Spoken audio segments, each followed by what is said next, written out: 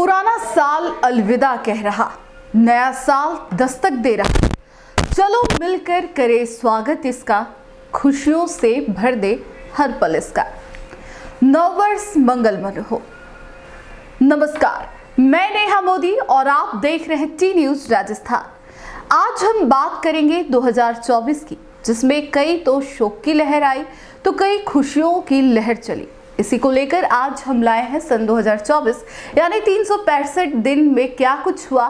चलिए, वर्ष 2024 झीलों की नगरी उदयपुर के लिए काफी महत्वपूर्ण रहा।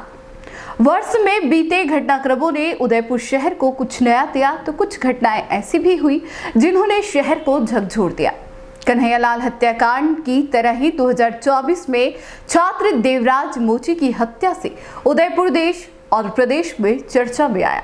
वहीं यहां पर हुए सलुंबर विधानसभा उपचुनाव और महाराणा राज तिलक विवाद भी काफी चर्चा में रहे।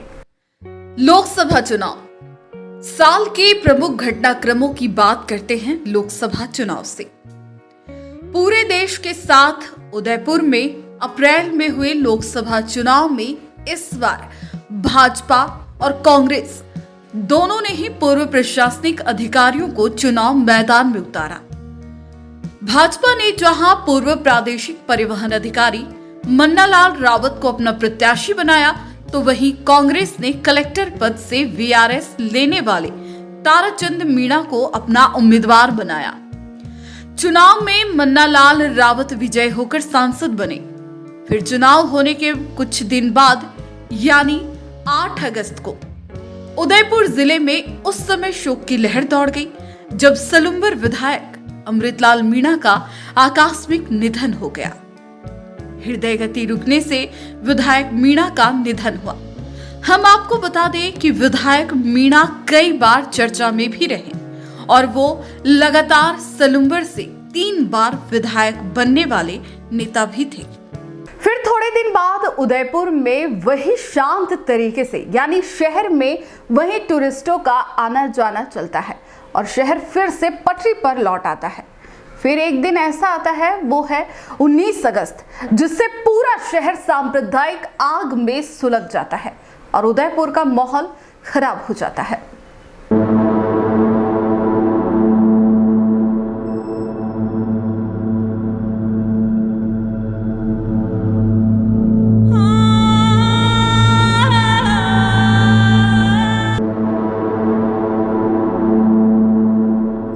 देवराज हत्याकांड। उदयपुर शहर में सब कुछ अच्छा और व्यवस्थित चल रहा था। इसी बीच 16 अगस्त को सुबह एक वारदात हवा की तरह सामने आती है। सरकारी स्कूल में एक 8वीं के छात्र देवराज को एक अल्पसंख्यक समुदाय के किशोर ने चाकू मार दिया और यह बात तेजी से फैली तो पूरा शहर सांप्रदायिक आग में सुलग गया। एक तरफ एमबी अस्पताल में छात्र देवराज की जिंदगी की दुआएं मांगी गई, तो दूसरी तरफ आक्रोशित लोग देवराज के गुनहगारों को कड़ी सजा दिलाने की मांग करने लगे। 19 अगस्त को राखी के दिन आखिरकार देवराज ने दम तोड़ ही दिया। प्रशासन ने बमुश्किल मामला सुलझाया और मुआवजा के साथ ही अन्य मांगों पर सहमति के बाद मामला शांत हो सका। फिर अगस्त का महीना थोड़ा शांत होता है और शुरू होता है सितंबर का महीना, जिसमें पूरे गांव में एक पैंथर ने आतंक मचा दिया और पूरा गांव डर के साए में रहा। यह है पैंथर का आतंक। उदयपुर के गोगुंदा और बड़गांव ब्लॉक में पैंथर के इंसानों पर किए जा रहे हमलों ने इसकी नींद उड़ा दी थी। यहां पर 19 सितंबर से पैंथर के हमले से इंसानों की मौत का सिलसिला शुरू हुआ और 1 अक्टूबर तक लेपर्ड ने 8 लोगों की जान ले ली। इसके अलावा झाडौल में भी लेपर्ड के हमलों की घटनाएं हुई। यहां पर सेना और पुलिस के साथ ही आसपास के जिलों के वन विभाग की टीमों को जंगलों में लगा दिया, लेकिन शातिर लेपर्ड रोज हमले कर रहा था। शूटर तक बाहर से बुलाए थे। फिर एक महीना बाद 18 अक्टूबर को उदयपुर के मदार तालाब के दूसरे छोर पर लेपर्ड को शूट कर दिया गया था। फिर शुरू होता है नवंबर का महीना। फिर से सलुम्बर जिले चुनाव की लहर दौड़ पड़ती है। सभी पार्टियां अपने अपने प्रत्याशी को जिताने के लिए जी जान लगा देते हैं। जी हां, हम बात कर रहे हैं उपचुनाव की। राजस्थान की विभिन्न विधानसभा क्षेत्र के साथ ही उदयपुर की सलुम्बर विधानसभा क्षेत्र पर भी विधायक अमृतलाल मीणा के निधन के चलते 13 नवंबर को उपचुनाव हुए। सहानुभूति के वोट बटन के लिए यहां से भाजपा ने अमृतलाल मीणा की पत्नी शांता मीणा को अपना प्रत्याशी बनाया। वह कांग्रेस प्रत्याशी रेशमा मीणा और आप प्रत्याशी जीतू मीणा को हराकर विधायक चुनी गई। इस चुनाव की खास बात यह रही कि आप पार्टी उपचुनाव में दूसरी बड़ी पार्टी बनकर उभरी। बाप प्रत्याशी जीतू कटारा महज 1200 वोटों से चुनाव हारे। तो यह बात यहां पर खत्म नहीं होती। फिर उदयपुर शहर में शोक की लहर दौड़ पड़ती है। उदयपुर के पूर्व राज परिवार के सदस्य महेंद्र सिंह मेवाड़ का निधन हो गया और पूरा शहर शोक में डूब गया। और फिर राज तिलक के लिए विवाद शुरू हो जाता है।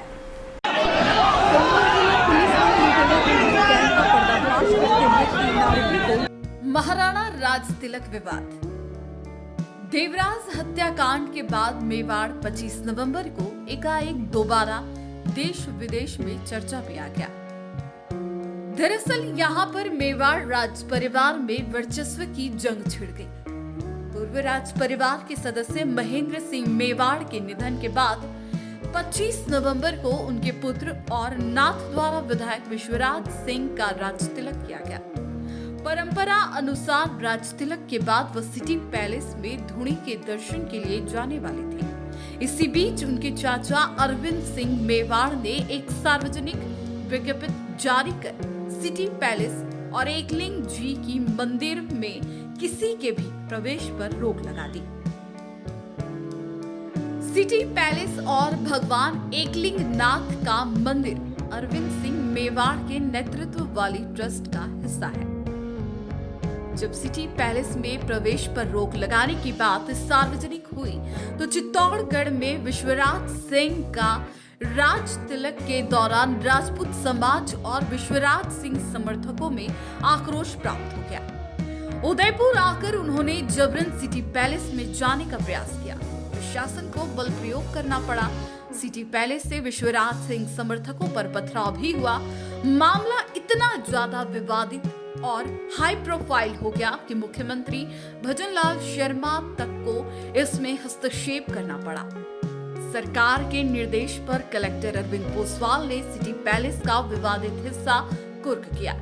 इसके बाद विश्वराज सिंह मेवाड़ ने अपने कुल देवताओं के दर्शन की और मामला शांत हुआ। अब बात करते हैं दिसंबर माह की। LP tanker blast. जयपुर के किशनगढ़ हाईवे पर 20 दिसंबर को एलपीजी से भरे एक टैंकर से एक ट्रक टकरा गया, जिससे वहां गैस रिसाव हुआ और बड़ी आगजनी हो गई थी। इस घटना में बुरे से बुरे झुलसे 20 लोगों की मौत हो चुकी है। इस घटना में घायल मरीजों में से 6 का अब भी एसएमएस हॉस्पिटल में इलाज चल रहा है। हादसे में 2 बस जलकर राख हुई। वो बस उदयपुर के लेक्सिटी ट्रेवल्स की थी, जो उदयपुर से जयपुर के लिए रवाना हुई थी और जयपुर पहुंचने से पहले ही यह बस ब्लास्ट का शिकार हो गई। इस हादसे में बस ड्राइवर की भी मौत हो गई, जो उदयपुर का रहने वाला था। यह तो था 2024 की कहानी। हम तो अब यही चाहते हैं आने वाला साल 2025 सबके लिए खुशियों से भरा हुआ हो। तो अब दीजिए इजाजत नेहा मोदी को और इसी तरह का कार्यक्रम देखने के लिए देखते रहिए टी न्यूज़ राजस्थान। नमस्कार।